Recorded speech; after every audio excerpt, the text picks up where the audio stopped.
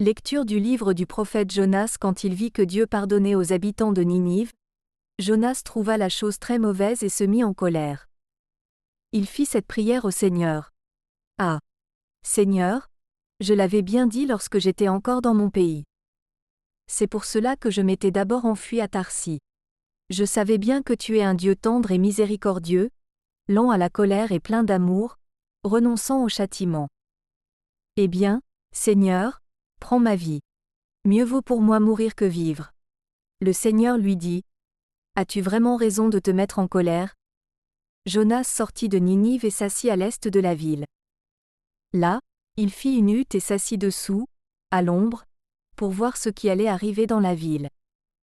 Le Seigneur Dieu donna l'ordre à un arbuste, un ricin, de pousser au-dessus de Jonas pour donner de l'ombre à sa tête et le délivrer ainsi de sa mauvaise humeur.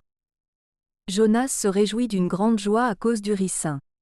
Mais le lendemain, à l'aube, Dieu donna l'ordre à un ver de piquer le ricin, et celui-ci se dessécha. Au lever du soleil, Dieu donna l'ordre au vent d'est de brûler. Jonas fut frappé d'insolation. Se sentant défaillir, il demanda la mort et ajouta: Mieux vaut pour moi mourir que vivre. Dieu dit à Jonas: As-tu vraiment raison de te mettre en colère au sujet de ce ricin? Il répondit: Oui, j'ai bien raison de me mettre en colère jusqu'à souhaiter la mort. Le Seigneur répliqua: Toi, tu as pitié de ce ricin, qui ne t'a coûté aucun travail et que tu n'as pas fait grandir, qui a poussé en une nuit, et en une nuit a disparu. Et moi, comment n'aurais-je pas pitié de Ninive, la grande ville, où, sans compter une foule d'animaux, il y a plus de 120 000 êtres humains qui ne distinguent pas encore leur droite de leur gauche. Parole du Seigneur.